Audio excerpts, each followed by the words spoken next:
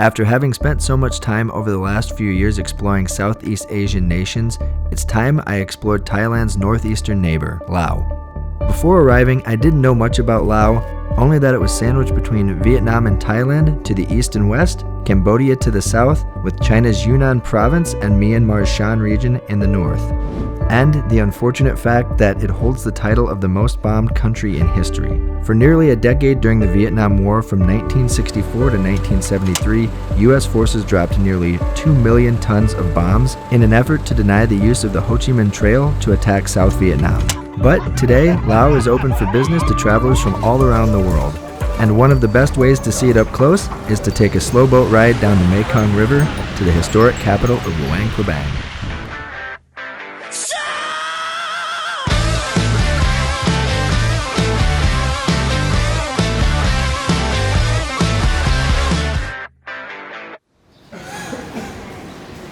So the goal of getting up so early this morning at the hostel was to make it to the bus to be able to get the 6 a.m. bus. We want to be the first people into the border area so we can get good seats on the boat, because there's two sections apparently, one with car seats and one with just plain wooden benches, so I don't want a wooden bench for 2 days. I'm joined again by my Aussie friend Kevin and my new friend Anna. From Chiang Rai, it's only an hour and a half to the border crossing at Chiang Khong.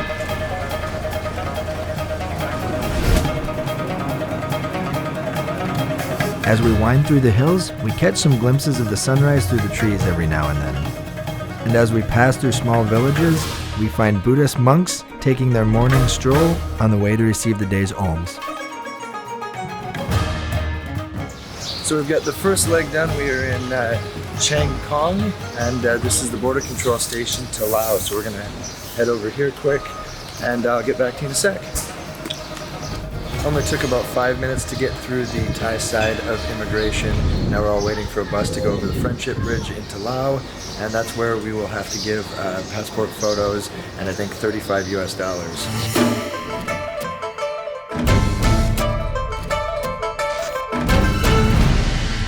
This Friendship Bridge, connecting the two banks of the river, is one of 4 connecting the two nations by road along the mighty Mekong. So we just got done with the visa on arrival process, and we just got to the ATM and realized that they only give you 100,000 notes, which is fine, but that's like $10 notes, because it is 8,000 kip roughly for $1 here. So our conversion rate is quite high, which is nice, I guess, but I don't know how much things cost in Laos yet. Having crossed the final checkpoint into Laos, we hired a tuk-tuk for the short journey to the slowboat pier.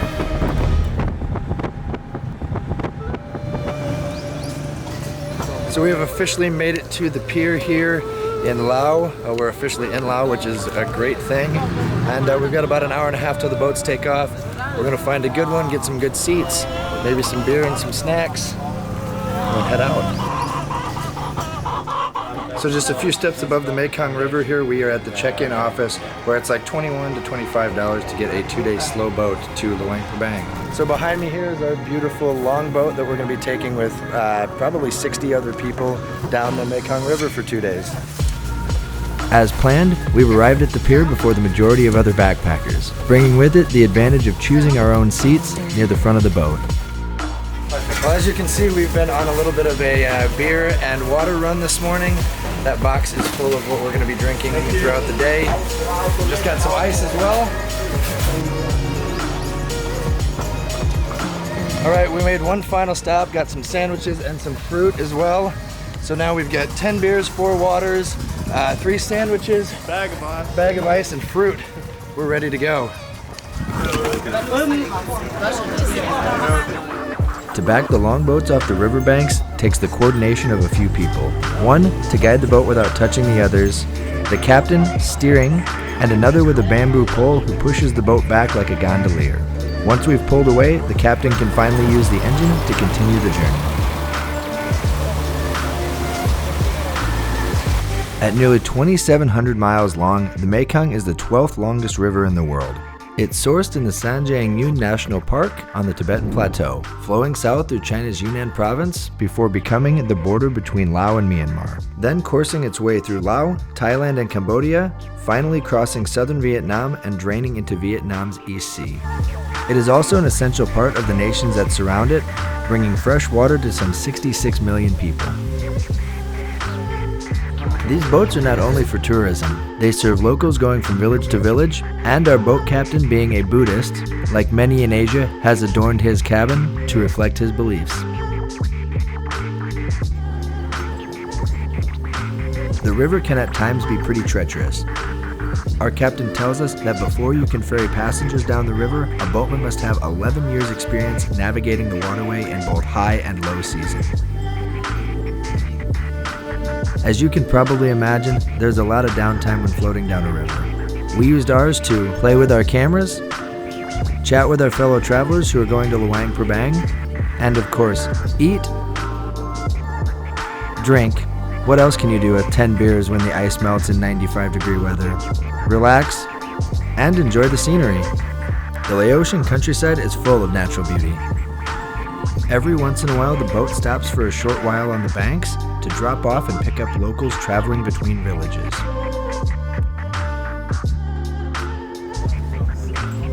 Full speed!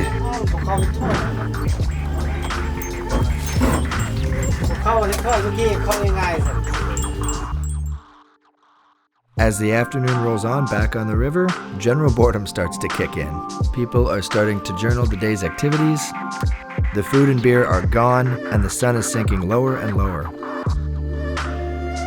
At this point, we've been cruising downriver for about 6 hours, and we're finally closing in on our destination for the night, the tiny village of Pak Bang, that up until 2005 didn't have any paved roads and relied entirely on generators for electricity.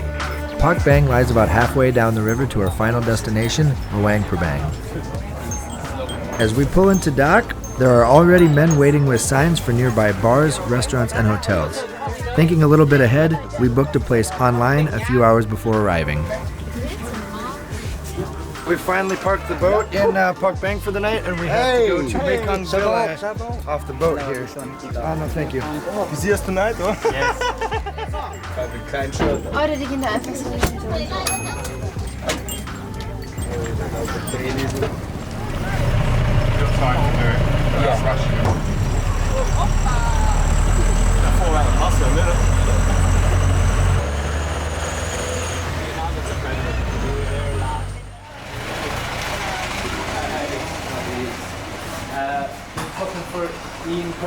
So now that we're finally here in Pak Bang, we've realized that about half the people we were on the boat with picked Villa Mekong, which is nice, but we also get this excellent view.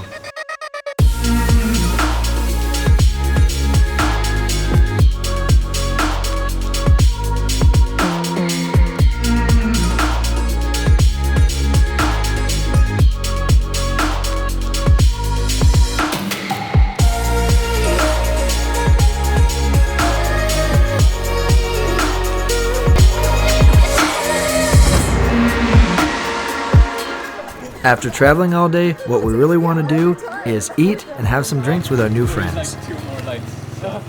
Food is possible Buy here. one beer for the price of two and receive a second beer absolutely free.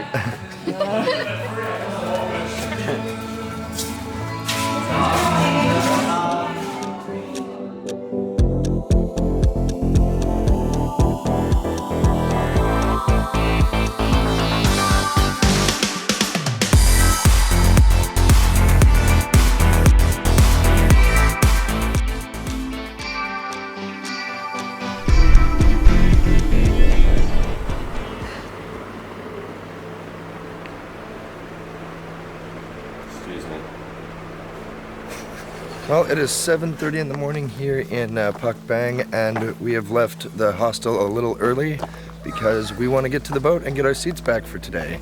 So we're just going to walk there instead of take the bus at like 8. All over rural Southeast Asia, monks walk the streets every morning collecting offerings of food to get them through the day. We are also searching the streets for food just to hold us over until we get to Luang Prabang.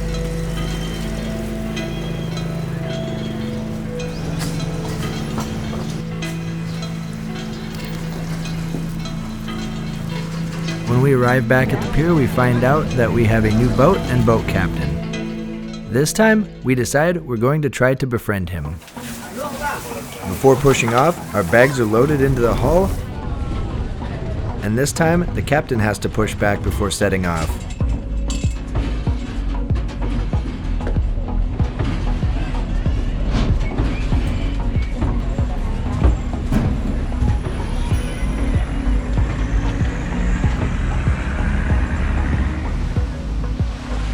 Once we're headed steadily downriver, we offer a tall beer lao to our captain and strike up a conversation. We find out he's been a boatman for 19 years, and he teaches us how to say cheers in Laotian. Tam for cheers between friends, and Sokdi if you're cheersing an elder or somebody you respect. Again, it's slow going as we snake down the Mekong, but it is nice to see the small villages on the banks, and when we stop, kids come up to the boat with goods to sell.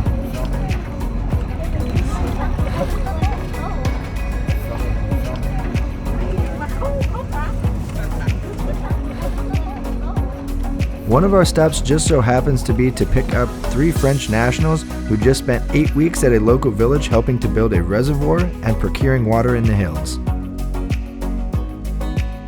As lunch rolls around, the captain takes his leave and invites Kevin, Anna, and I to join him to share a meal. We've been lucky enough to be invited to lunch with the captain. Considering our boat is carrying over 50 other travelers, it's an honor to have the chance to eat with him. There are no utensils for this meal, so to start off, he shows us how to combine the ingredients in our hands. All of the dishes are quite spicy, but it would be rude for me to let that stop me from eating them. He also explains that women traditionally sit with their legs to the side, while men can sit cross-legged. Did I mention the engine is incredibly noisy? We spend about an hour eating with the captain in his quarters, while he tells us about the local people in the area we're currently passing through. It's a pretty special experience. After lunch, it's back to the front of the boat to continue reading A Great Place to Have a War, a book I've been reading on the boat ride about the CIA's secret war in Laos in the 60s and 70s, before falling asleep on a wooden floor for a few hours.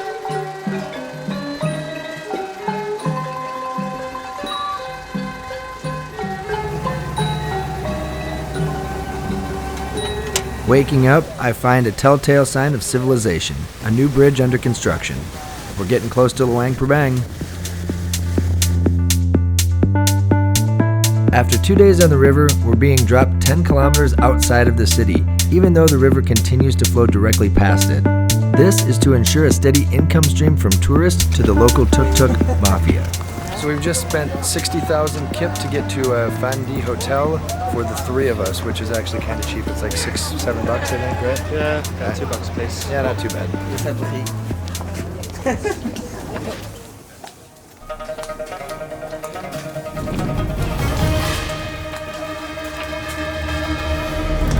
After 2 amazing days on the slow boat here to Luang Prabang, it has been a great experience so far, and this is our guest house, which is actually a Sasalao or Fandi hotel. It's right off the banks of the Mekong. I'm actually looking at it right now. They have a little spa area here, which I'm standing in, and little bungalows made actually out of bamboo and everything like that. It's really cool, but we're going to be moving into town in the next few days to see the monks, to see different temples and stuff like that. I'm not entirely sure if it's a holiday, but our neighbors are getting an early start on the night.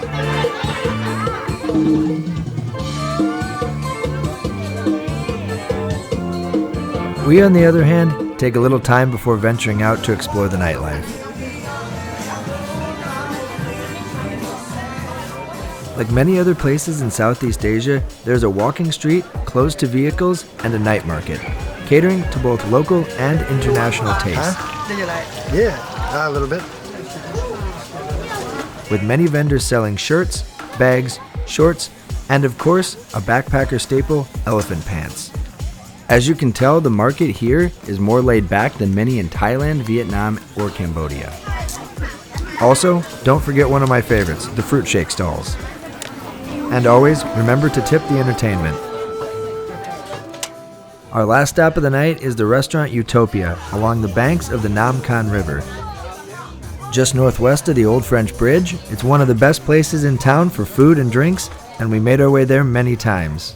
It's here where I learned that there are more delicious flavors of beer Lao, one of my favorite Asian beers, and a company that claims over 90% of the beer market in Laos. Tomorrow, we plan to get up early to catch the monks again. Just as day breaks, we find the monks outside our hostel walking the streets to receive their alms. They have been awake since nearly 3:30, washing and chanting. Takbat, as it is known, is a way to show respect to the monks who dedicate their lives to teaching others to be good and virtuous.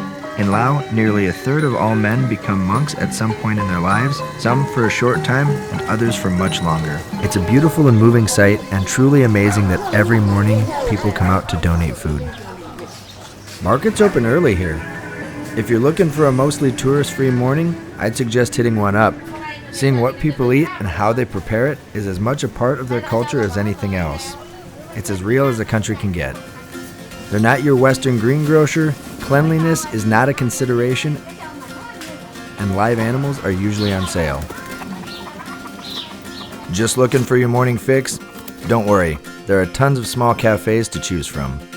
I'm not gonna lie and say it's an unusually beautiful place. Buildings are run down, but it does have a hell of a lot of character, and being rough around the edges is definitely part of it.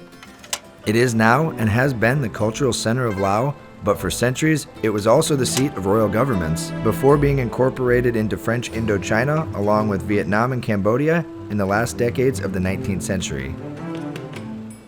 You'll still find many of the buildings in the city, especially along the main streets, retain their French colonial facades. Where the royals once took up residence has been preserved as a museum of the royal palace, but many people will recognize the adjacent temple as it is the first thing usually shown when talking about Luang Prabang. The city is filled with old Buddhist temples, some out in the open, and others more hidden away on back streets in various states of disrepair.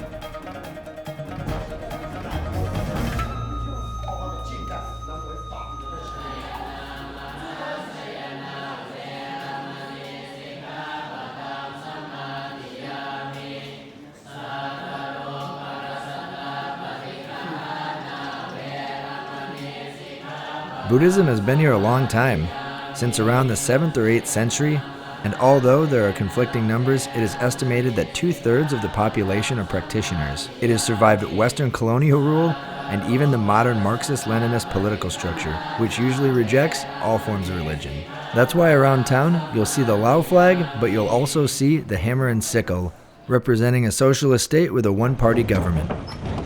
If you'd like to get out of town and explore the countryside, I strongly suggest renting a motorbike or hiring a tuk-tuk to drive the 18 miles south out of Luang Prabang. After maneuvering for around 45 minutes on more than sketchy roads, you'll finally arrive to experience the beautiful Kung Sai Falls.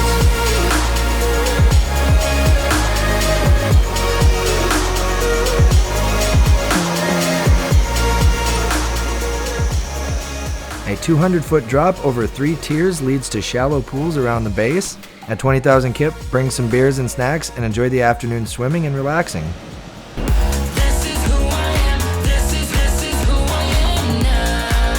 Just a little bit cold in here, I can say. Holy shit, it's cold! The best time to come to Laos is between December and May, as it's outside monsoon season.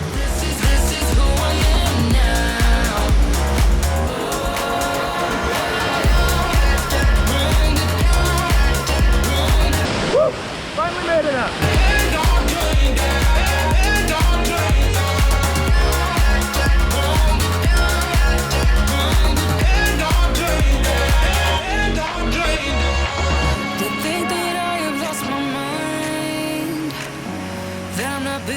True, but they don't have a clue, 'cause this is me when I cut out all the shallowness and everything I suppressed to fit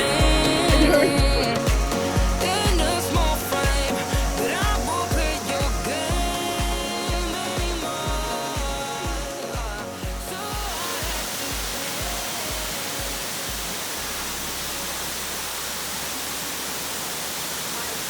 If you're up for another little adventure after enjoying the view from the bottom of the falls, you can always hike the 20 minutes up to the top.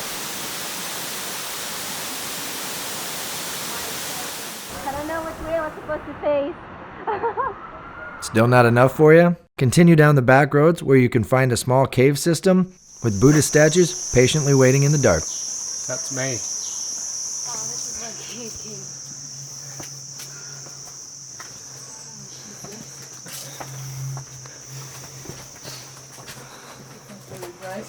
No. This is cool, man.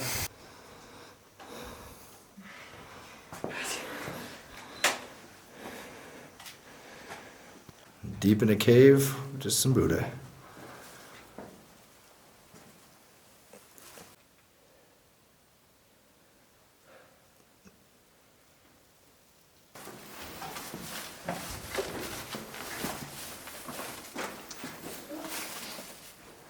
What do you mean? Is it water or is it dust? Anna, you coming? Okay.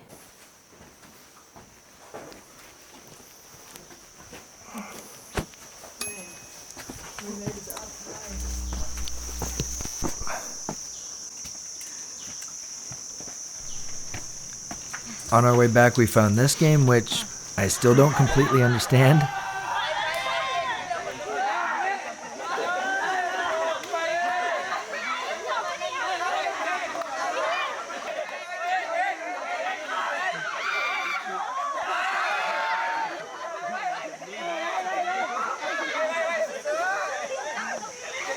If you have time on the way back to Luang Prabang, make sure to grab a bite to eat and take a little while to check out the butterfly park just down the road from the falls. Started in 2014 by 2 Dutch nationals, the park has been studying Laos butterflies, host plants, and more broadly the local nature in hopes to allow local school children to learn about their local natural habitat in order to preserve it for the future.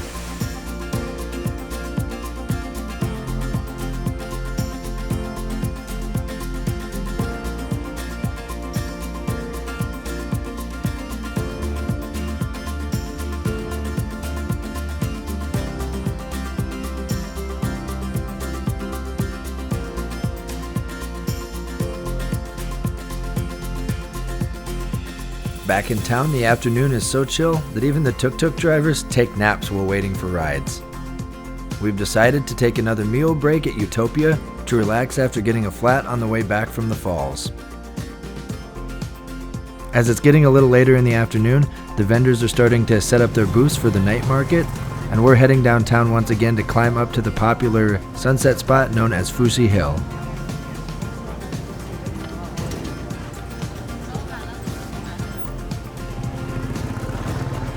The stairs start directly across from the Royal Palace. 20,000 kip and 328 steps later bring you to the top where you can get a 360-degree view of Luang Prabang and a great vantage point for sunset. Although it's a popular spot and it's kind of crowded.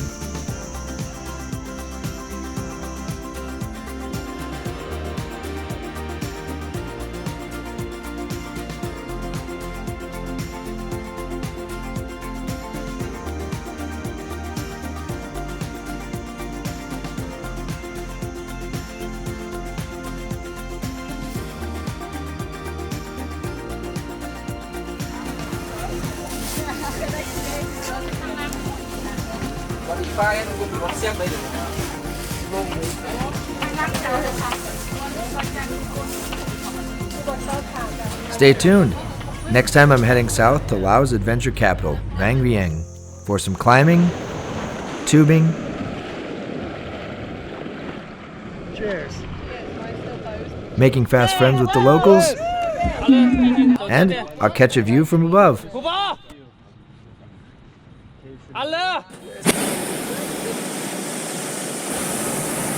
Don't forget to subscribe. Thanks again for watching this channel, and never stop adventuring.